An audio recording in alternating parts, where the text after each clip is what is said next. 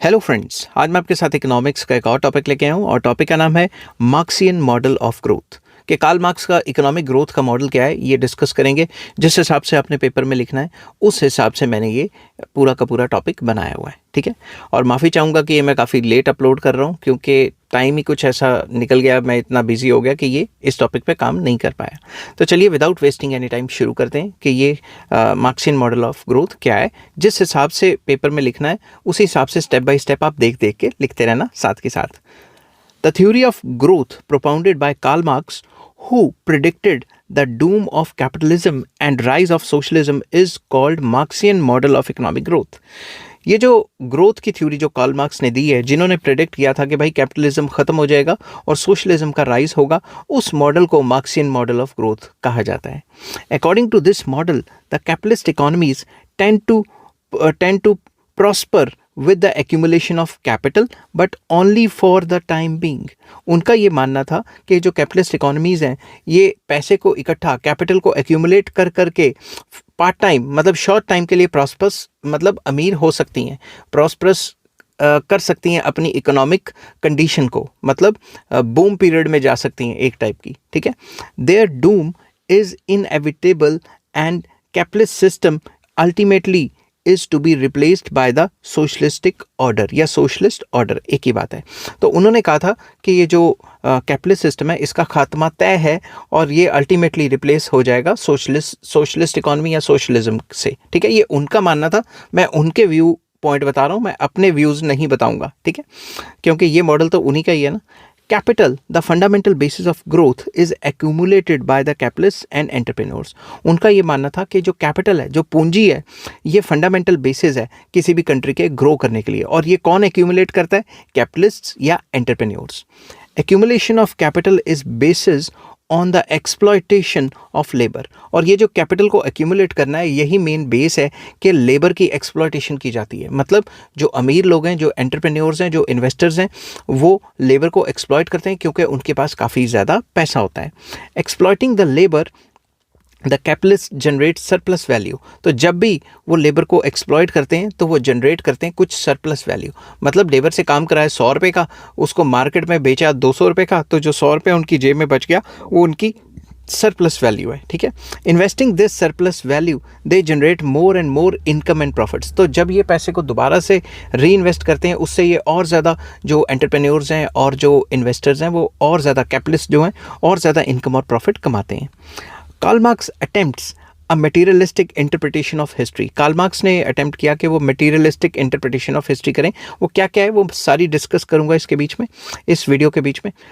Marks does not treat history as a chronological description of wars and the kings. Marx ने पूरी की पूरी history को ऐसे डिस्कस नहीं किया कि ये डेट वाइज जो वॉर्स चल रही हैं between the kings and between the kingdoms, वो। According to him economic changes are the ultimate result of all historical events. उनका ये मानना था कि जितने भी हिस्टोरिकल इवेंट्स हुए हैं, चाहे वर्ल्ड वॉर्स हुई हैं, चाहे किंगडम्स के बीच में फाइट हुई हैं, कोई नई किंगडम आई या पुरानी ख़त्म होगी, इसका मेन रीज़न इकोनॉमिक चेंजेस है। तो सब कुछ इकोनॉमी से रिलेटेड है, समझ गए बात। From the economic point of view Marx considers 5 stages of social order. उन्होंने 5 स्टेजेस बताई थी सोशल ऑर्डर की: primitive communism, slavery system, feudalism, capitalism and then socialism. तो ये पांचों की पांचों जो है सक्सेसिव हैं, एक के बाद एक आएगी। Each successive stage is more developed compare to the preceding stage. तो सबसे पहले जैसे प्रिमिटिव कम्युनिज्म चल रही थी, उसके बाद स्लेवरी सिस्टम आ गया, उसके बाद फ्यूडलिज्म आ गया, उसके बाद कैपिटलिज्म और सोशलिज्म। वो ये कह रहे हैं कि ये नंबर वाइज स्टेजेस चल रही हैं और हर एक स्टेज पुरानी स्टेज से ज़्यादा डेवलप्ड है। With the passage of time first 3 stages have evolved themselves into 4th and 5th stages of the social order। तो जैसे जैसे टाइम बीता गया ये जो फर्स्ट 3 stages हैं इन्होंने अपने आप को ढाल के, मतलब चेंज करके, तब्दील करके 4th and 5th stage की तरफ कन्वर्ट कर लिया हुआ है। Generally the stage of capitalism is in predominance. तो वो कहते हैं कि जनरली जो कैपिटलिज्म का स्टेज है ये शुरुआत से चलता है, ठीक है। According to Marxian view it is to be ultimately replaced by socialism. तो जब भी कैपिटलिज्म आएगा कुछ टाइम के बाद वो अपने आप को अल्टीमेटली रिप्लेस कर देगा सोशलिज्म से। वो कैसे करेगा वो पूरा का पूरा मैं इस वीडियो में आपके साथ डिस्कस करूंगा।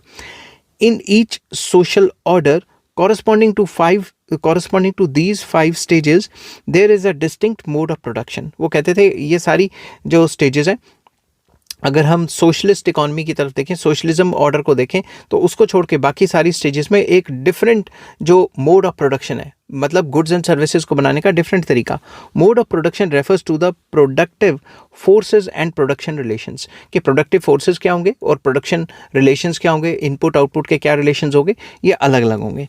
Production relations may be based on exploitation of man by man as in the capitalism. तो वो कह रहे थे प्रोडक्शन रिलेशंस जैसे कैपिटलिज्म में होता है कि इंसान को एक्सप्लॉयट करता है, अमीर गरीब को एक्सप्लॉयट करता है, इस टाइप के रिलेशंस कैपिटलिज्म में पाए जाते हैं.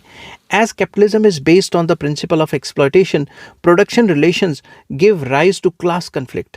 क्योंकि कैपिटलिज्म में एक इंसान दूसरे इंसान को एक्सप्लॉयट करता है, तो जो प्रोडक्शन के जो रिलेशंस हैं उसके अंदर क्लास कन्फ्लिक्ट आ जाते हैं, अमीर और गरीब के बीच में कन्फ्लिक्ट क्रिएट हो जाता है.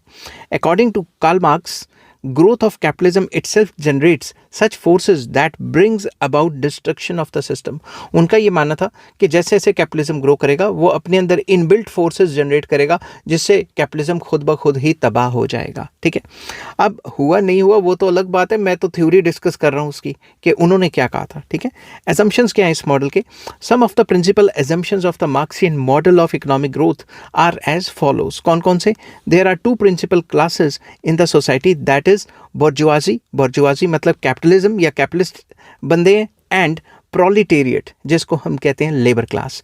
तो बेसिकली 2 ही क्लासेस हैं पूरी की पूरी इकोनॉमी में, पूरे के पूरे सिस्टम में. एक तो है बोर्जुआजी, बोर्जुआजी मतलब कैपिटलिस्ट्स, एंड लेबर क्लास जिसको हम प्रोलिटेरिएट्स कहते हैं. अब जब हम इसकी क्रिटिसिज्म करेंगे हम कहेंगे भाई मिडिल क्लास भी तो है, उसको तो इग्नोर कर दिया. समझ के बात. सेकेंड पॉइंट आ जाता है sorry, wages of the workers are determined at their subsistence level of wages. तो जो भी वेजेस हैं वर्कर्स की वो उनकी सब्सिस्टेंस लेवल ऑफ लिविंग के ऊपर डिपेंड करती है. कि वो देखते हैं कि इनको मिनिमम जिंदा रहने के लिए तो इतना चाहिए, तो चलो मिनिमम जो चाहिए वही देते हैं. समझ के बात. ऐसा किसका मानना है, कैपिटलिस्ट्स का. Labour theory of value holds good. Labour is the principal source of value generation. जो लेबर थ्योरी ऑफ वैल्यू है वो अप्लाई होती है, जो कि ये मानती है कि लेबर ही मेन प्रिंसिपल सोर्स है वैल्यू जनरेशन का, कि लेबर के थ्रू ही आप वैल्यू को जनरेट कर सकते हो. फोर्थ एजम्पशन आ जाती है, factors of production are owned by capitalists. तो जितने भी फैक्टर्स ऑफ प्रोडक्शन है वो कैपिटलिस्ट, उनके जो पूंजीपति हैं जिनको कैपिटलिस्ट कहा जाता है वही उनके मालिक होंगे. Capitalist exploit labour. जो कैपिटलिस्ट है वो हमेशा लेबर को एक्सप्लॉयट करता है, काम ज़्यादा कराता है, तनख्वाह कम देता है. कैपिटलिस्ट या capital is of 2 types, that is constant capital and variable capital. जो कैपिटल है वो 2 टाइप की है, constant capital and variable capital. Next आ जाता है कांस्टेंट कैपिटल और वेरिएबल कैपिटल क्या होती है, इनके ऊपर मैंने ऑलरेडी वीडियोस बनाई हुई हैं. Labour is homogeneous and perfectly mobile. तो जो लेबर है वो होमोजीनियस होगी, सेम क्वालिटी की होगी, और परफेक्टली मोबाइल मतलब एक जगह से दूसरी जगह या एक कंपनी से दूसरी कंपनी आराम से मूव ऑन करके जॉब्स चेंज कर सकती हैं. There is a perfect competition in the economy. And last is national income is distributed in terms of wages and profits. तो पूरी की पूरी जो नेशनल इनकम है या तो वो वेजेस के फॉर्म में होगी एंड या तो नहीं वेजेस एंड प्रॉफिट्स के फॉर्म में होगी, क्योंकि 2 ही तो एजेंट है पूरी इकोनॉमी में, एक तो लेबर क्लास है, एक कैपिटलिस्ट क्लास है. तो कैपिटलिस्ट क्लास के लिए प्रॉफिट हो गया और लेबर क्लास के लिए वेजेस हो गए. समझ के बाद. अब आ जाता है Marxian concept of economic development. Marks के हिसाब से इकोनॉमिक डेवलपमेंट क्या होता है वो डिस्कस करेंगे. In Marxian theory production refers to the generation of value. Production का मतलब वैल्यू को जनरेट करना, इनपुट को आउटपुट में कन्वर्ट करना ताकि उसकी वैल्यू जनरेट हो. Economic development is the process of more and more value generating. मतलब इकोनॉमिक डेवलपमेंट एक ऐसा प्रोसेस है जिसमें ज़्यादा से ज़्यादा वैल्यू जनरेट होती है. लेबर जनरेट्स वैल्यू, और उनका मानना था ये वैल्यू कौन जनरेट करता है, लेबर ही काम करता है, तो ही इनपुट को आउटपुट में कन्वर्ट कर पाता है. However higher and higher level of production is possible only through more and more capital accumulation and technological improvement. उनका ये मानना था अगर हमें higher and higher level of production तभी हम कर पाएंगे, ज़्यादा माल तभी बना पाएंगे, ज़्यादा आउटपुट तभी प्रोड्यूस कर पाएंगे जब हम ज़्यादा से ज़्यादा कैपिटल एक्यूमुलेशन करेंगे या फिर टेक्नोलॉजिकल इंप्रूवमेंट करेंगे, अपनी टेक्नोलॉजी को इंप्रूव करेंगे. कैपिटल एक्यूमुलेशन और कैपिटल फॉर्मेशन के ऊपर मैंने अलग से चैप्टर बनाया हुआ है, अगर आपको उसका लिंक चाहिए होगा तो मुझे नीचे कमेंट कर देना. In the initial stages of growth under capitalism के अगर हम चलें तो इनिशियल स्टेजेस में क्या होता है, generation of value and accumulation of capital takes place at a higher rate. मतलब कैपिटलिज्म की या कैपिटलिस्टिक स्टेज की इनिशियल जब शुरुआत होती है तब वैल्यू जनरेशन काफ़ी हाई होती है और कैपिटल एक्यूमुलेशन काफ़ी हाई रेट से हो रही होती है, इन्वेस्टमेंट्स बहुत ज़्यादा हो रही होती हैं. After a limit there is a concentration of capital associated with falling rates of profits. तो कुछ टाइम के बाद जो कैपिटल है वो कॉन्सेंट्रेट कर जाती है फ्यू हैंड्स में, पैसा कुछ हाथों में रह जाता है और जो रेट ऑफ प्रॉफिट्स हैं वो गिरने शुरू हो जाते हैं. This reduces the rate of investment and as such the rate of economic growth. इस वजह से जब प्रॉफिट से गिरने लग जाएंगे तो कैपिटलिस्ट अपना पैसा नहीं लगाएंगे तो उससे इन्वेस्टमेंट कम हो जाएगी और उससे ग्रोथ रेट भी गिर जाएगी. Unemployment increases to such an extent that the labouring class starts revolting. Unemployment इतनी ज़्यादा फैल जाएगी कि जो लेबर क्लास है वो रिवोल्ट करने पे आ जाएगी. ठीक है, एक्सट्रीम मीन्स अडॉप्ट कर लेगी. This heralds the downfall of capitalism and the rise of socialism. तो जब इतने सारे लेबर अनएम्प्लॉयड हो जाएंगे तो इससे क्या होगा, इससे जो कैपिटलिज्म है उसका डाउनफॉल शुरू हो जाएगा और जो सोशलिज्म है उसका राइज शुरू हो जाएगा. समझ के बात. तो अल्टीमेटली इनका कहने का कंक्लूजन ये है कि इकॉनमी में लगातार शुरुआत में तो काफ़ी ज़्यादा कैपिटल एक्यूमुलेशन होगी और प्रॉफिट्स बढ़ेंगे, उसको देख के जो इन्वेस्टर्स हैं और जो कैपिटलिस्ट हैं वो अपना पैसा लगाएंगे, मगर एक टाइम के बाद प्रॉफिट लेवल गिर जाएंगे जिससे इन्वेस्टमेंट गिरनी शुरू हो जाएगी और अगर इन्वेस्टमेंट गिरेगी तो जॉब लॉस हो जाएगा. तो एक आर्मी इकट्ठी हो जाएगी एक टाइप की अनएम्प्लॉयड पर्सनस की और वो रिवोल्ट कर देंगे और इससे कैपिटलिज्म का जो डाउनफॉल है वो शुरू हो जाएगा और अल्टीमेटली क्या होगा, सोशलिज्म आ जाएगा. नेक्स्ट आ जाता है process of economic growth. Economic growth का प्रोसेस क्या है कार्ल मार्क्स के हिसाब से. According to Marxian theory of economic growth, the process of growth of capitalist economy takes the system to the highest level of prosperity. तो वो कहते हैं जैसे जैसे कैपिटलिस्ट इकोनॉमी प्रॉस्परस करती है, कैपिटलिज्म प्रॉस्परस करता है, इकोनॉमी को हाईएस्ट लेवल पे ले जाता है. But at the same time it generates such powers within the system that brings about destruction of the system as a whole. मगर अपने आप को कैपिटलिज्म जब ऊंचाई पे लेके जाता है, कैपिटलिस्ट इकोनॉमी जब अपने आप को ऊंचाई पे लेके जाती है तो ऐसी पावर्स को जनरेट कर देती है जो उसका खुद का ही खात्मा कर देंगी. ठीक है, कैसे कैसे. The study of the growth process this involves growth of capitalist economies and destruction of capitalist economies. इन दोनों पॉइंट्स को हम डिटेल में डिस्कस करते हैं. तो सबसे पहला पॉइंट आ जाता है growth of capitalist economies. In capitalist economy capitalists are the owners of means of production. जो कैपिटलिस्ट इकोनॉमी होती है उसमें जो कैपिटलिस्ट्स होते हैं, जो पूंजीवाद होते हैं, वो मालिक होते हैं. मीन्स ऑफ प्रोडक्शन सारा का सारा उनके पास होता है. ठीक है, capitalist aim at the maximisation of profit and surplus value. उनका मेन एम क्या होता है कि वो मैक्सिमाइजेशन ऑफ प्रॉफिट, अपने प्रॉफिट को मैक्सिमाइज करें या फिर अपनी सरप्लस वैल्यू को मैक्सिमाइज करें, मतलब अपनी कमाई बढ़ाएं. Labour is the principal source of production. Labour ही एक ऐसा सोर्स है जिससे प्रोडक्शन की जा सकती है. बट द प्रोलिटेरिएट्स, जिसको लेबर क्लास कहा जाता है, are deprived of the means of production, raw materials etcetera etcetera. अब लेबर क्लास के पास ये सारे मीन्स ऑफ प्रोडक्शन नहीं होते. लेबर क्लास को उन्होंने प्रोलिटेरिएट्स के नाम से बुलाया है. ठीक है, so the proletariats have to sell their labour to the capitalist. तो जो प्रोलिटेरिएट्स हैं या लेबर क्लास है उसके पास एक ही तरीका है, उसके पास सिर्फ लेबर है, उसके पास पैसा नहीं है, वो अपनी लेबर ही कैपिटलिस्ट को बेच सकता है. Supply of labour generally exceeds its demand. तो जो लेबर की जो सप्लाई है वो हमेशा ज़्यादा ही होती है लेबर की डिमांड से. अकॉर्डिंगली कैपिटलिस्ट्स पे only the subsistence wage rate while the workers produce much beyond their subsistence wages.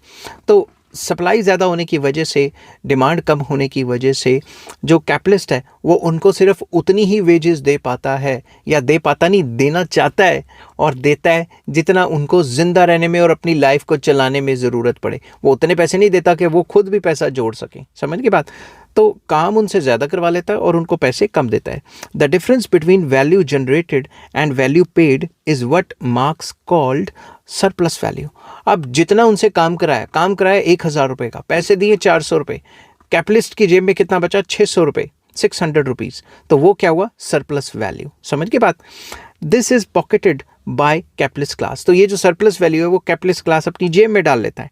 री investing this surplus the capitalist generate more and more value and add to the process of capital accumulation. अब यही पैसा जब वो री invest करता है तो और ज़्यादा प्रॉफिट कमाता है और ज़्यादा कैपिटल एक्यूमुलेशन हो जाता है. ठीक है, thus the growth of national income and the process of growth continue to take place. तो इसी तरीके से नेशनल इनकम भी बढ़ती रहती है और ग्रोथ, इकोनॉमिक ग्रोथ भी बढ़ती रहती है।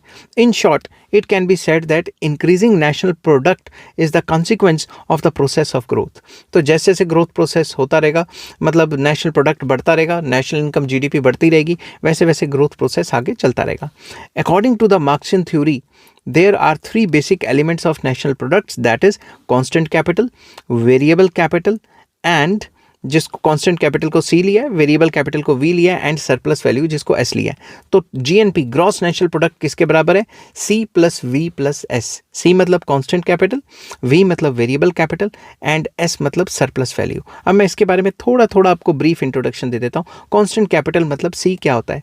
This refers to such expenditure as on factory building, machine and equipments, raw material etcetera. ये सारा वो खर्चा है जो फैक्ट्री को बिल्डिंग, फैक्ट्री की जो बिल्डिंग बनाने में जो लग जाता है, या मशीन्स या इक्विपमेंट्स लेने में या रॉ मटेरियल लेने में लग जाता है। The value of constant capital does not change during the course of production of goods. तो गुड्स की प्रोडक्शन के टाइम पे जो कांस्टेंट कैपिटल है उसकी वैल्यू चेंज नहीं होती। ठीक है, नेक्स्ट आ जाता है वेरिएबल कैपिटल जिसको वी माना जाता है। This refers to that capital which changes its value during the course of production of goods। ये वो कैपिटल है, वो पूंजी है जो टाइम टू टाइम, प्रोडक्शन के टाइम पे टाइम टू टाइम चेंज करती है अपनी वैल्यू को। In other words, it refers to the labour power and wages paid to the workers. तो वेरिएबल कैपिटल में क्या आ जाता है? लेबर पावर आ जाती है और जो भी तनख्वाहें जो वर्कर्स को मिलती हैं वो आ जाती है, उसे वेरिएबल कैपिटल कहा जाता है। And next is surplus value. According to Marx, surplus value is the value created by the labor of wage workers over and above the value of their labor power and gratuitously appropriated by capitalists। Simple words में, उनसे काम करवाया 1000 का, उनको तनख्वाह दी 400 की, तो जो भी 600 बचा उसे हम क्या कहेंगे? Surplus value. मतलब वो सारा का सारा जो है, सारा का सारा पैसा वो कैपिटलिस्ट की जेब में गया। While propounding this his theory of surplus value, Marx keeps in mind the subsistence theory of wages and iron law of wages as propounded earlier by the classical economists।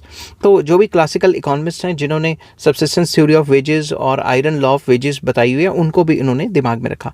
According to this law, laborers get only such wages as are just sufficient to meet their basic needs of life। तो ये थ्योरियाँ भी यही कहती हैं और Karl Marx भी यही कहते हैं कि लेबरर्स को सिर्फ उतनी तनख्वाह दी जाती है कि वो अपनी मिनिमम नीड्स को सेटिस्फाई कर सके, जिंदा रह सके। उसको ज़्यादा पैसे देंगे तो वो भी पैसे इकट्ठे करके कैपिटलिस्ट बन जाएगा, समझ गए बात, मगर उसको इतनी तनख्वाह नहीं दी जाती। Labour needed to be fulfill these needs is what Marx calls necessary labor। तो लेबर को ये जो मिनिमम नीड्स हैं वो फुलफिल करनी पड़ती हैं और जो कार्ल मार्क्स हैं उन्होंने इस चीज़ को नेसेसरी लेबर कहा हुआ है। The actual value generated by labour beyond the value of necessary labour is the surplus value. तो जो नेसेसरी लेबर है, वही वाली बात, नेसेसरी लेबर है 400, काम करवाया उनसे 1000 का, तो जो बचा 600, that is called surplus value. आपको 2 नंबर में अलग से भी आ सकता है सरप्लस वैल्यू क्या होता है। नेक्स्ट टॉपिक जो उन्होंने डिस्कस किया था वो था रिजर्व आर्मी का। तो चलिए शुरू करते हैं, क्या है। Karl Marx used the concept of reserve army for the labor who became unemployed due to technical advancement and application of labor saving techniques। तो वो कहते हैं कि जैसे जैसे टाइम बीतेगा कैपिटलिस्ट आगे और ज़्यादा प्रॉस्परस करेंगे और वो अपने सरप्लस पैसे को जब री इन्वेस्ट करेंगे तो नई नई मशीनें लगाएंगे, टेक्नोलॉजिकल एडवांसमेंट करेंगे और लेबर सेविंग टेक्निक्स यूज़ करेंगे, तो आ जाके एक ऐसे बंदों की आर्मी इकट्ठी हो जाएगी जो अनएम्प्लॉयड होगी। ठीक है, these labourers are willing to work at the subsistence rate of wages. तो ये सारे लोग जो बेकार हो गए हैं, अनएम्प्लॉयड हो गए हैं, ये मिनिमम वेज पे भी काम करने को तैयार हो जाएंगे। It is mainly due to the existence of large reserve army, कि इतने ज़्यादा लेबरर्स होंगे कि वो कहेंगे चल हमारा मिनिमम खर्चा ये, हमारा रोटी पानी चलती रहे, उस रेट पे भी काम करने को तैयार हो जाएंगे। To obtain high rates of profits the capitalist do their utmost to extract as much surplus as possible from their enterprise। Simple words में लेबरर्स को एक्सप्लॉइट करेगा कैपिटलिस्ट, जितना ज़्यादा काम करा सकता है उतना ज़्यादा काम कराएगा, क्योंकि उसको पता है कि अगर मैंने लेबर नहीं दी इसको तो और कहीं काम नहीं मिलना। This could be done either by keeping wages at subsistence level or by increasing productivity through technical progress. दो तरीके से एक्सप्लॉयटेशन होगी। पहला तरीका तो ये है कि उसको तनख्वाह सब्सिस्टेंस वेजेस पे दी जाए। सब्सिस्टेंस वेजेस का मतलब होता है उसे मिनिमम तनख्वाह दी जाए जिसमें वो सिर्फ जिंदा रह सके।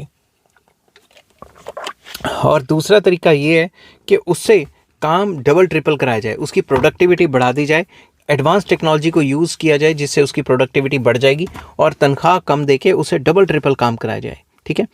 Karl Marx considered technological progress as capital absorbing but labor saving which result in technological unemployment। उनका ये मानना था कार्ल मार्क्स का कि ये जो टेक्निकल प्रोग्रेस है ये कैपिटल एब्जॉर्बिंग है, मतलब टेक्निकल प्रोग्रेस से मशीनों का इस्तेमाल बढ़ जाता है और जो लेबर है उसको बचाया जा सकता है, मतलब लेबर बेकार हो जाएगा। जितना एडवांस टेक्नोलॉजी यूज़ करोगे उतना लेबर की छुट्टी हो जाएगी, वो अनएम्प्लॉयड हो जाएगा। These is thus created, these मतलब अनएम्प्लॉयमेंट क्रिएट कर दी जाती है और इसकी वजह से reserve army of technically displaced person इकट्ठी हो जाती है। तो जैसे जैसे नई टेक्नोलॉजी आएगी वैसे वैसे रिजर्व आर्मी बढ़ती रहेगी। This results in keen competition for jobs among unemployed persons, naturally the wages are kept at subsistence level. तो जब ज़्यादा बंदे अनएम्प्लॉयड हो जाएंगे वो आपस में कम्पीट करेंगे नौकरी के लिए, तो जब कंपटीशन बढ़ेगा, सप्लाई बढ़ेगी, तो वेजेस सबसिस्टेंस लेवल पे ही रह जाएंगे। मैं फिर से बताता हूँ, सबसिस्टेंस वेजेस वो वेजेस होती हैं जिस पे आपको उतनी तनख्वाह दी जाती है जिसमें आप सिर्फ जिंदा रह सको, हल्की फुल्की अपनी रोटी पानी चला सको। ठीक है। Suppose in a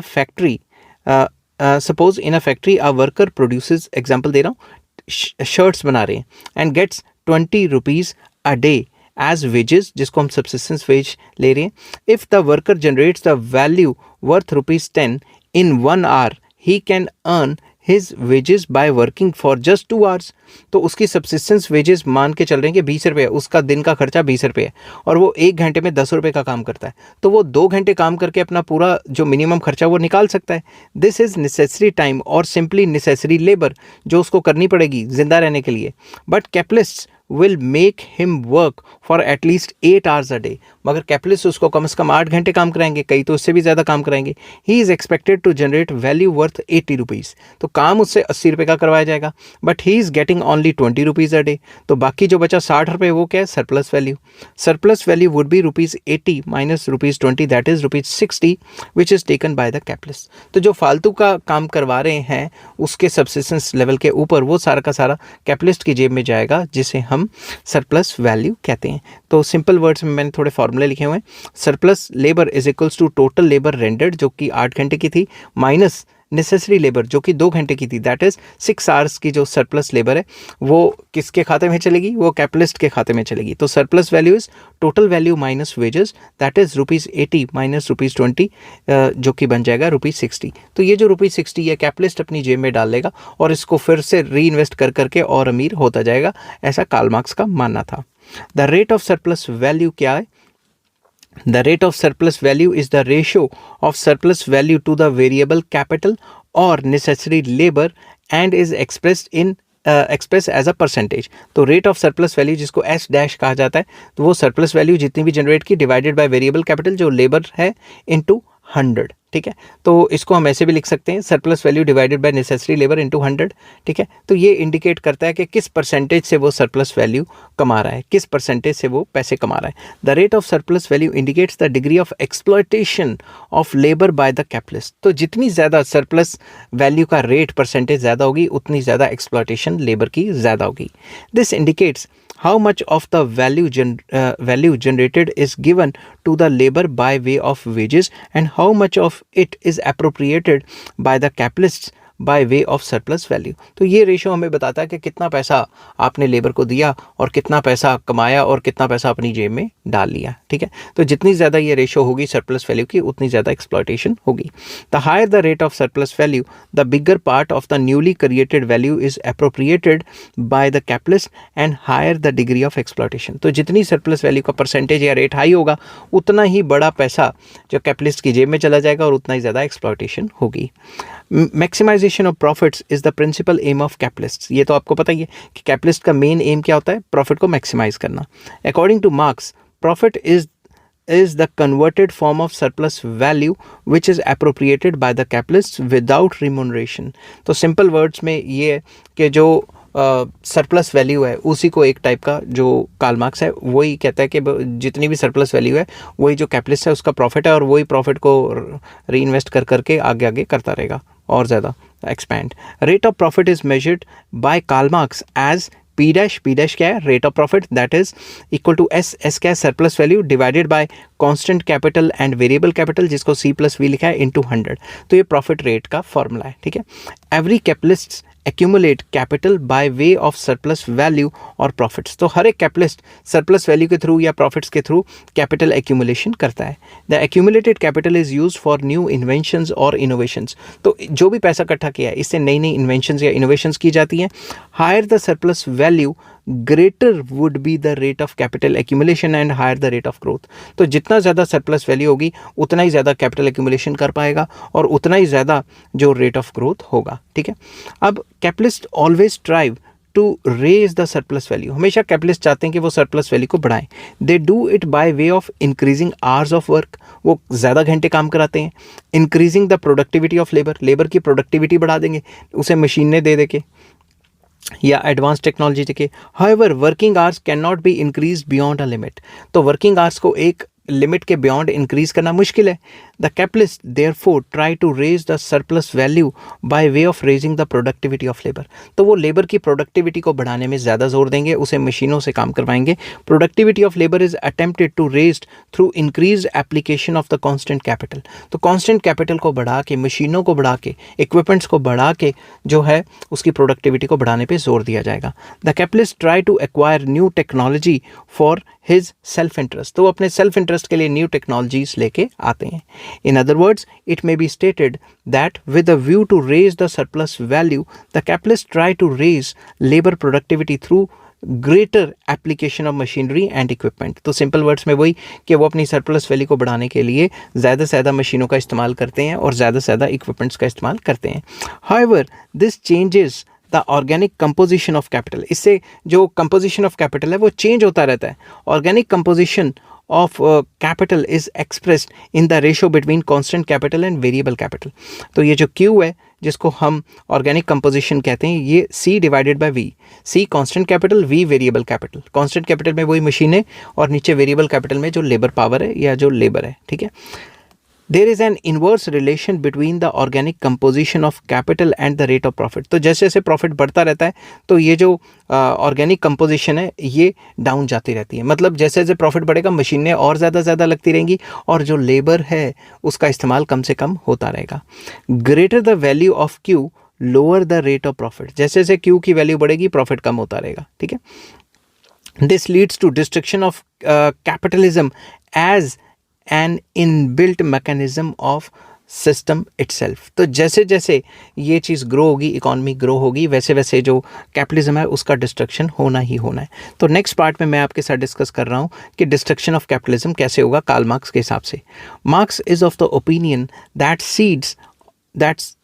seeds of destruction of capitalism are inherent in the very growth of capitalism। तो जैसे जैसे कैपिटलिज्म ग्रो करेगी वैसे वैसे कैपिटलिज्म की डिस्ट्रक्शन भी अल्टीमेटली होती रहेगी, क्योंकि कैपिटलिज्म को डिस्ट्रक्शन करने के जो बीज हैं उसकी कामयाबी के अंदर ही है, ठीक है। Capitalism involves lot of competition. जब कैपिटलिज्म आएगा तो कंपटीशन बढ़ जाएगा। Every entrepreneur tries to compete out the other for maximization of his profit। अपने प्रॉफिट को बढ़ाने के लिए दूसरे एंटरप्रेन्योर या दूसरे कैपिटलिस्ट के साथ compete करेंगे। Every effort is made to minimise the cost of production through increase productivity of labour. तो लेबर की प्रोडक्टिविटी को इंक्रीज करके कॉस्ट को मिनिमाइज करने की कोशिश की जाएगी। Developed and innovative techniques are use for this purpose. तो नई नई टेक्नोलॉजी का इस्तेमाल होगा जो लेबर है उसकी प्रोडक्टिविटी को बढ़ाने के लिए। These techniques are highly capital intensive. ये जो टेक्निक्स यूज़ होंगी, ज़्यादा से ज़्यादा मशीनें यूज़ होंगी, वो कैपिटल इंटेंसिव रहेंगी। So only big capitalists can afford. तो जो अमीर लोग, अमीर कैपिटलिस्ट होंगे वही अफोर्ड कर पाएंगे। Small entrepreneurs are simply competed out of the market. जो स्मॉल जो छोटे छोटे जो कैपिटलिस्ट हैं, छोटे छोटे बिजनेस खोल के बैठे हैं, उनका बैंड बच जाएगा क्योंकि वो बड़े कैपिटलिस्ट से compete नहीं कर पाएंगे। Use of modern and automatic machinery replaces the labour. तो लेबर को रिप्लेस करके मॉडर्न एंड ऑटोमेटिक मशीनों से काम कराएंगे। Gradually the capitalist system produces reserve army of the unemployed labour suffering from poverty and hunger. तो जब सारा काम मशीनें करेंगी तो लोग तो अनएम्प्लॉयड हो जाएंगे, अनएम्प्लॉयड होंगे, गरीब होगी, भूखमरी फैल जाएगी, तो ये सिचुएशन क्रिएट हो जाएगी। As capitalism grows there is increasing concentration of wealth in fewer hands and the rate of profit reduces. तो जैसे जैसे कैपिटलिज्म ग्रो करेगी वैसे वैसे पैसा कुछ हाथों में ही रह जाएगा, जिसकी वजह से रेट ऑफ प्रॉफिट गिरने शुरू हो जाएंगे, क्योंकि लोगों के पास पैसा नहीं होगा तो लोग सामान कैसे खरीदेंगे। With the reduction in the rate of profits accumulation of capital is choked and the doom of capitalism becomes inevitable. तो जैसे जैसे रेट ऑफ प्रॉफिट गिरेगा कैपिटल एक्यूमुलेशन को झटका मिलेगा और वो भी बंद हो जाएगी, इन्वेस्टमेंट्स बंद हो जाएंगी, और ये जो कैपिटलिज्म का जो हवा खड़ा किया हुआ था वो फटाक से गिर जाएगा। समझ की बात। तो rate of profit reduces because of the following factor. जो प्रॉफिट रेट है वो क्यों रिड्यूस होता है? सबसे पहले ही वजह ऑर्गेनिक कंपोजिशन ऑफ कैपिटल, जो कंपोजिशन ऑफ कैपिटल है उसकी वजह से। कैसे? Change in the organic composition of capital is the principal reason for reduction in the rate of profit. Profit के गिरने की वजह जो कंपोजिशन ऑफ कैपिटल है उसमें चेंज है। कैसे? With the view to maximise their profit capitalists attempt to reduce the cost of production by raising the productivity of labour. वो अपना प्रॉफिट बनाने के चक्कर में लेबर की प्रोडक्टिविटी को बढ़ाने की कोशिश करेंगे और कॉस्ट को रिड्यूस करने की कोशिश करेंगे। They adopt new techniques of production for this purpose. और इस काम के लिए वो नई नई टेक्निक्स अडॉप्ट करेंगे। Accordingly the composition of constant capital tends to increase in relation to the variable capital, that is C divided by V tends to rise। C मतलब मशीनों का इस्तेमाल बढ़ जाएगा और V मतलब जो लेबर का इस्तेमाल है वो कम हो जाएगा। only to lower the rate of profit। तो ये होगा, चेंज होगा। इससे क्या होगा? जब लोगों को जॉब्स ही नहीं मिलेंगी तो लोग मार्केट में सामान ही नहीं खरीद पाएंगे, तो कैपिटलिस्ट का ही माल कैसे बिकेगा? उनका माल ही नहीं बिकेगा तो प्रॉफिटेबिलिटी कम हो जाएगी। Entrepreneurs use less of variable capital as with technological progress less and less labor is needed to produce same amount of output। same level of output को बनाने के लिए पहले से कम लेबर चाहिए, तो कम लेबर होगा तो उनको नौकरियों से निकाल दिया जाएगा। नौकरियों से निकालेंगे तो वो मार्केट में जाके सामान कहाँ से खरीदेंगे फिर? Generating of surplus value accordingly suffers lowering the rate of profits. इसकी वजह से जो है प्रॉफिट्स के रेट गिर जाएंगे। Next, slow turnover of social capital, very important. Slow turnover of social capital is another reason for the reduced rate of profit when the organic composition of capital change। तो जो social capital है उसका जो turnover है, जो change करने का rate है वो काफ़ी स्लो रहेगा। ये भी एक वजह हो सकती है जो कैपिटलिज्म के डाउनफॉल की। नेक्स्ट आ जाता है अंडर कंजम्पशन। अंडर कंजम्पशन में क्या ले रहे हैं? Under consumption in capitalist economy causes excess of supply in relation to demand. Demand बहुत ज़्यादा होगी और सप्लाई बड़ी कम हो जाएगी। As a result prices are reduced। मैं उल्टा बोल गया शायद, मैं फिर से बोलता हूँ। Under consumption of capitalist economies causes excess of supply. जब हम कंज्यूम कम करेंगे तो सप्लाई ज़्यादा हो जाएगी डिमांड के लिए हिसाब से। तो किसी भी चीज़ की अगर हम देखें तो सप्लाई ज़्यादा है और डिमांड कम है तो उसका क्या होता है? उसका जो प्राइस है वो गिर जाता है। इस वजह से जो मार्केट है उसमें प्राइजेस क्रैश कर जाएंगे, causing reduction in the rate of profit. जब प्राइस क्रैश कर जाएंगे, अपना सामान बेचने के लिए सस्ते में बेचना पड़ेगा, तो होगा क्या? प्रॉफिट्स जो हैं वो रिड्यूस हो जाएंगे। थ्रू कैपिटलिस्ट दाउ, मैं गलती से पढ़ गया, through though capitalist are capable of making more consumption yet they prefer to make more investment. हालांकि कैपिटलिस्ट के पास इतना पैसा है कि वो कंजम्पशन लेवल इकोनॉमी में बढ़ा सकते हैं, मगर फिर भी वो कंजम्पशन के लिए नहीं जाएंगे, वो तो इन्वेस्टमेंट के लिए जाएंगे। On the other hand workers have low consumption because of low wages and unemployment. तो वर्कर्स के पास तो इतना पैसा ही नहीं है कि वो कंजम्पशन को बढ़ा सकें। However it is to be noted that in consonance with economic growth, it is the rate of profit that tends to reduce, not the total profit। total profit नहीं reduce हुए, टोटल प्रॉफिट तो बढ़ते जा रहे हैं मगर rate of profit गिरता जा रहा है। प्रॉफिट जितने परसेंट पहले होता था अब उतना परसेंट नहीं होता। Total profits are expected to rise over time. Over time तो टोटल प्रॉफिट बढ़ता रहेगा, ठीक है। दाओ जो ओवर टाइम है वो बढ़ता रहेगा मगर जो रेट ऑफ प्रॉफिट्स हैं वो गिरते रहेंगे। Though these are concentrated in fewer hands. क्यों? क्योंकि जो पैसा है और जो रेट ऑफ प्रॉफिट्स है वो फ्यू हैंड्स में रह गया है। अब बाकी सारे कामों में इतना ज़्यादा प्रॉफिट नहीं होगा। तो जो अमीर कैपिटलिस्ट हैं, जो बहुत ज़्यादा बड़े बिग कैपिटलिस्ट हैं, वो ही प्रॉफिट कमा पाएंगे। Unemployment starts rising and there is a mounting of reserve army rise हो जाएगा, reserve army of unemployed workers willing to work at lowest possible wages. तो ऐसे ऐसे जो बंदे अनएम्प्लॉयड हो जाएंगे उनको कार्ल मार्क्स ने रिजर्व आर्मी कहा हुआ है, और वो लो रेट पे भी काम करने को तैयार हो जाएंगे। The bulk of the population start suffering, जो बल्क ऑफ द पॉपुलेशन है उनको सफरिंग्स होनी शुरू हो जाएंगी, मेडिकल प्रॉब्लम्स, ये प्रॉब्लम वो problem. Workers starts organising themselves to revolt against capitalist, वो आपस में एक दूसरे के साथ ऑर्गेनाइजेशन बना लेंगे, अपनी ऑर्गेनाइज करेंगे एक दूसरे को, और वो रिवोल्ट करने की कोशिश करेंगे। कोशिश क्या करेंगे, कर ही देंगे रिवोल्ट, ऐसा कार्ल मार्क्स ने कहा था। Ultimately capitalists are crushed and socialism replaces the capitalism, तो जब वो रिवोल्ट कर देंगे तो सारे जो मीन्स ऑफ प्रोडक्शन है उन पे जो लेबर हैं, जो प्रोलेटेरिएट हैं, वो राज करके बैठेंगे, और जो बुर्जुआजी सिस्टम था वो ख़त्म हो जाएगा, ऐसा कार्ल मार्क्स का मानना था। अब हम इक्वेशंस के फॉर्म में डिस्कस करेंगे कि मार्क्सियन मॉडल ऑफ ग्रोथ क्या है। इक्वेशंस लिखेंगे। मार्क्सियन मॉडल ऑफ ग्रोथ में be expressed in the form of following fundamental relationships. तो पहला रिलेशनशिप उन्होंने प्रोडक्शन फंक्शन के बारे में बताया। According to Karl Marx, production is a function of labour power, capital, technical progress and resource endowment. तो उन्होंने कहा है ओ मतलब जो भी हमारा आउटपुट है, दैट इज़ अ फंक्शन, किस पे डिपेंड करता है, के मतलब कैपिटल, एल मतलब लेबर पावर, एंड क्यू मतलब जो भी रिसोर्स एंडोमेंट है जो कैपिटलिस्ट हैं उनके पास, एंड जो टी है that is called technical progress. तो आपको ये इक्वेशंस लिखनी बहुत ज़्यादा ज़रूरी हैं, ठीक है। नेक्स्ट आ जाता है टेक्निकल प्रोग्रेस। तो कार्ल मार्क्स क्या कहते थे, Karl Marx accords the special significance to the technical progress। उन्होंने टेक्निकल प्रोग्रेस को काफ़ी ज़्यादा इंपॉर्टेंस दी है। He considers it as a principal determinant of growth of capitalist economy. वो कहते हैं कि कैपिटलिस्ट इकॉनमी ग्रो इसलिए कर पाती है क्योंकि वो टेक्निकली एडवांस होती हैं और नई नई टेक्नोलॉजी को इनोवेट करती रहती हैं लगातार। और technical progress depends upon investment. तो टेक्निकल प्रोग्रेस इन्वेस्टमेंट के बगैर तो होएगी नहीं। तो उन्होंने एक फंक्शन दिया था टेक्निकल प्रोग्रेस का। टेक्निकल प्रोग्रेस मतलब T is a function of I मतलब इन्वेस्टमेंट। तो टेक्नोलॉजी जो है वो सारी की सारी इन्वेस्टमेंट पे ही डिपेंड करती है। इन्वेस्टमेंट ज़्यादा करोगे तो टेक्नोलॉजी अपने आप ही अच्छी हो जाएगी। थर्ड, इन्वेस्टमेंट किस पे डिपेंड करती है, रेट ऑफ प्रॉफिट पे।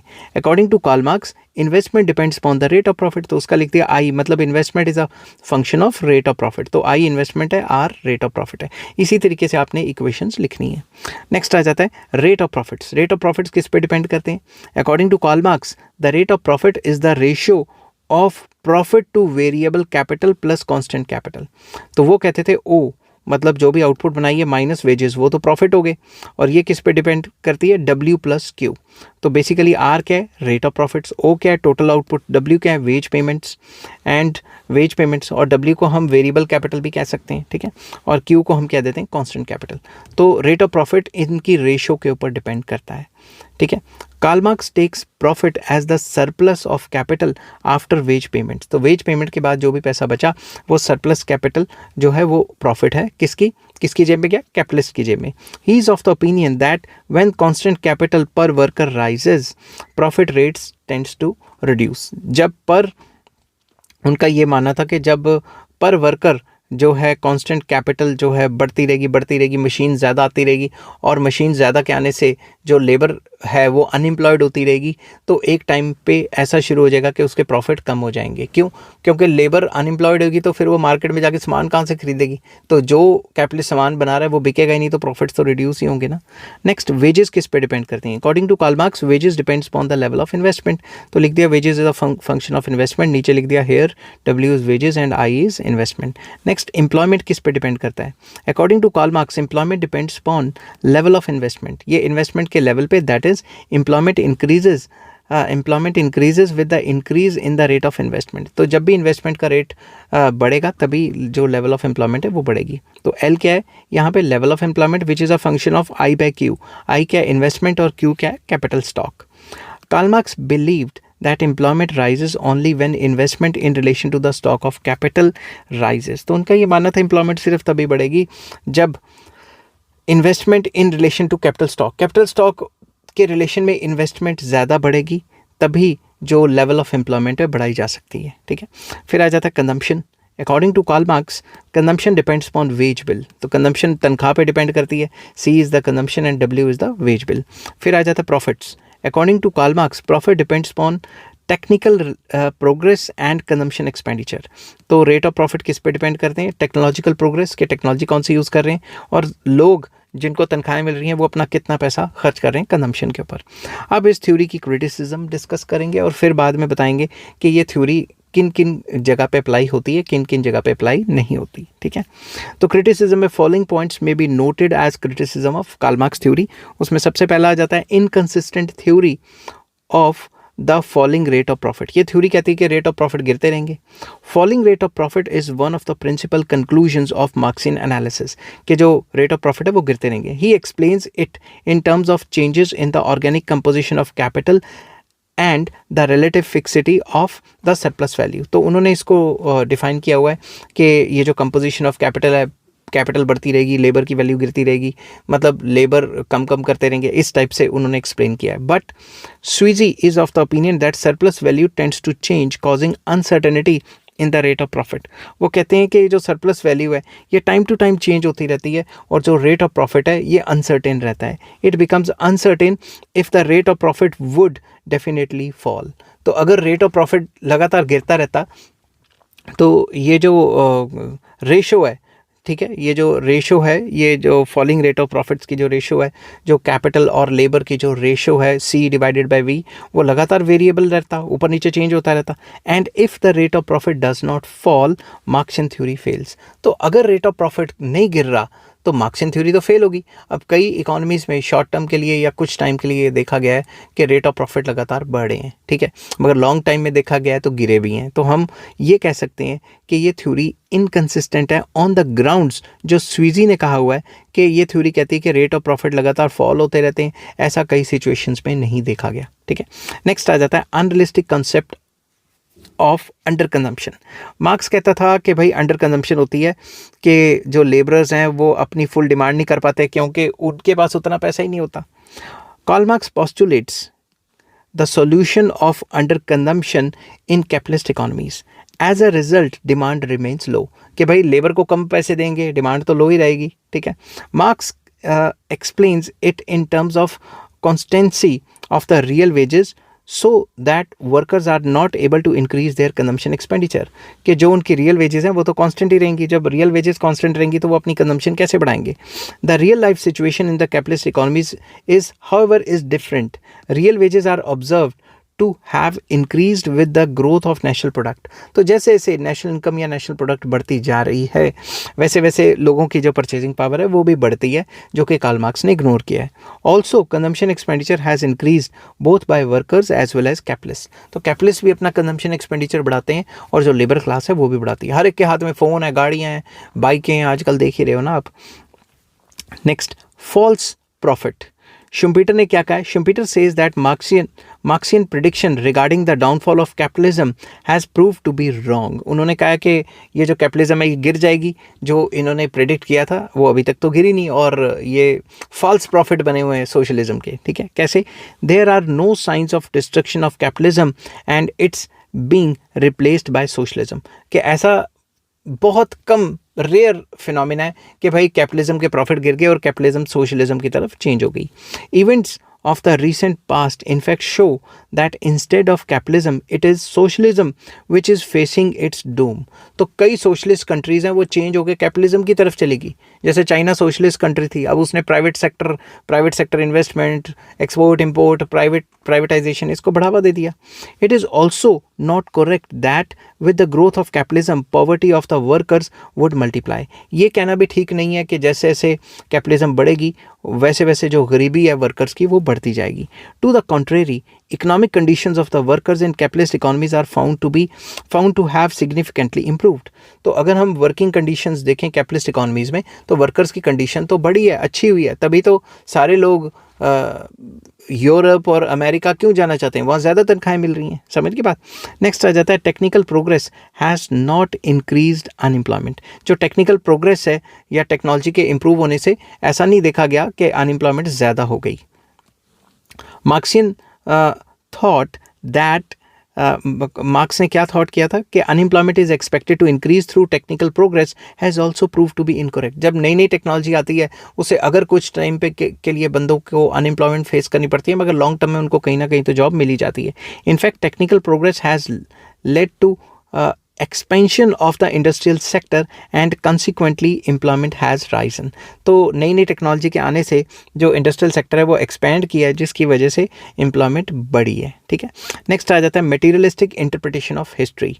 Marxian materialistic interpretation of history is a lopsided explanation. उन्होंने जो कहा है कि हिस्ट्री सारी की सारी इकोनॉमी पे डिपेंड करती है, इकोनॉमिक प्रिंसिपल्स के हिसाब से हिस्ट्री चेंज हो रही है, या इकोनॉमिक चेंजेस की वजह से पूरा का पूरा हिस्ट्री में चेंज आया है, ये भी थोड़ा बहुत उनकी इंटरप्रिटेशन गलत साबित हुई है। Growth of the society is not determined by economic parameters alone. तो जो सोसाइटी है या जो इकोनॉमी, जो भी मतलब हिस्ट्री है, जैसे जैसे जो ये चेंजेस लाती है अपने अंदर, वो सिर्फ इकोनॉमिक पैरामीटर्स की वजह से ही सोसाइटी चेंज नहीं होती। Religious, political and other parameters are equally important. सिर्फ इकोनॉमिक पैरामीटर्स को ही इंपॉर्टेंस दी हुई है, बाकी पैरामीटर्स को इतनी इंपॉर्टेंस नहीं दी। False estimation of concentration of capital. Marxian view regarding the concentration of capital is equally questionable. उन्होंने ये कहा था सारा का सारा पैसा अमीरों की जेब में चला जाएगा। ठीक है, इसको भी कई इकोनॉमिस्ट ने क्वेश्चन किया है, बट असल ज़िंदगी में देखा जाए तो आप मेरा व्यू पॉइंट समझेंगे या मेरा व्यू पॉइंट समझने की कोशिश करेंगे तो आप ये नहीं देख रहे कि आपके कंट्री में जो कुछ अमीर लोग हैं वो और ज़्यादा अमीर होते जा रहे हैं और जो गरीब लोग हैं वो और गरीब होते जा रहे हैं। ठीक है, his theory does not suffice even to understand the problems of monopolies. उसने मोनोपलीज की प्रॉब्लम को डिस्कस नहीं किया कि अमीर लोग अपनी मोनोपली बना लेंगे, ये कर लेंगे, वो कर लेंगे, वो चीज़ डिस्कस नहीं की। मगर concentration of wealth and money तो हो ही रहा है ना, तो हर एक जगह नहीं हो रहा मगर कई कई जगह तो बहुत ज़्यादा हो रहा है ना। Abstract analysis very important. Many economist believe that Marxian theory is an abstract analysis of the process of economic growth. The theory is based more on abstract logic rather than real life facts.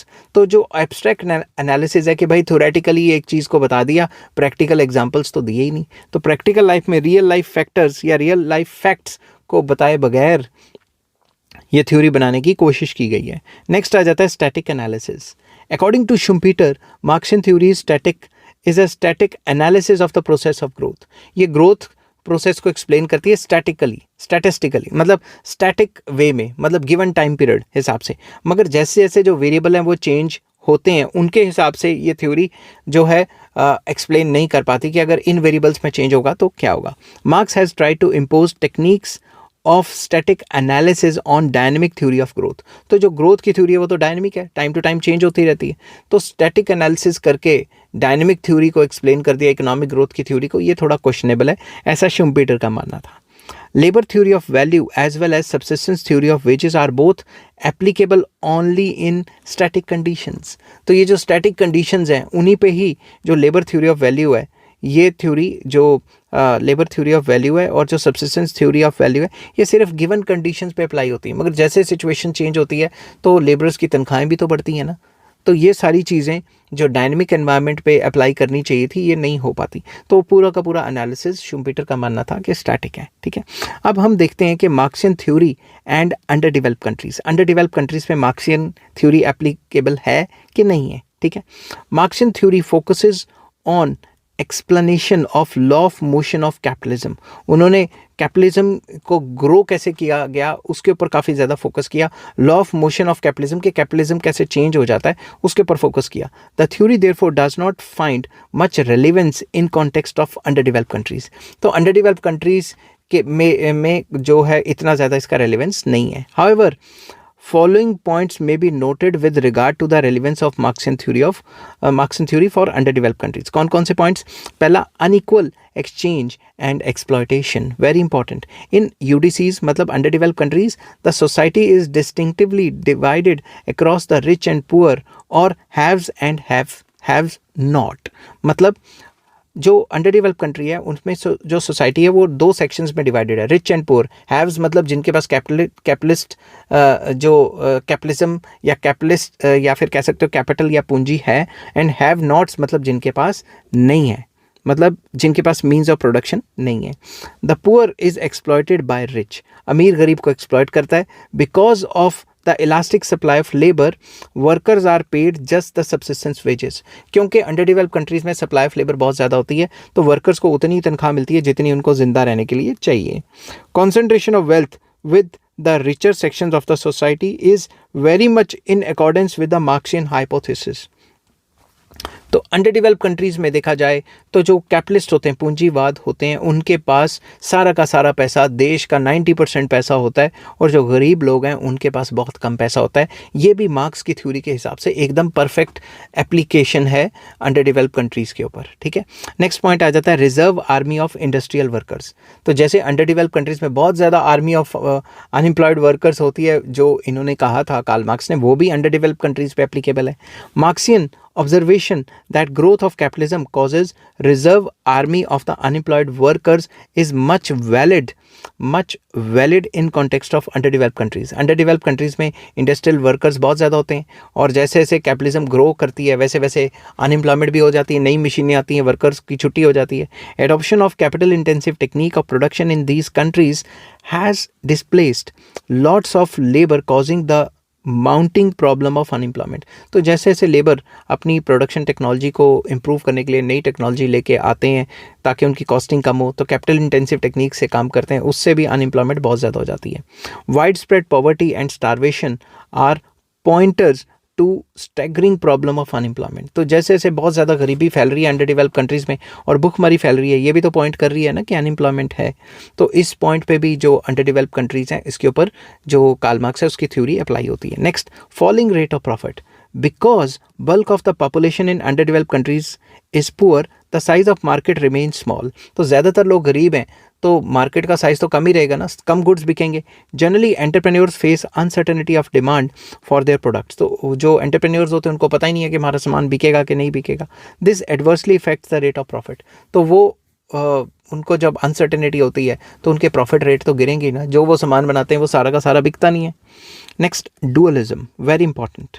Marxian theory divides the economy in two departments, that is producer goods department and consumer goods department.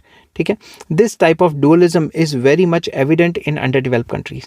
तो एक producer goods department होता है, consumer goods department होता है कि consumer के goods कौन कौन से होंगे, प्रोड्यूसर के गुड्स कौन कौन से होंगे, प्रोड्यूसर्स कौन कौन होंगे और कंज्यूमर्स कौन कौन होंगे, उसमें डिवाइड करता है।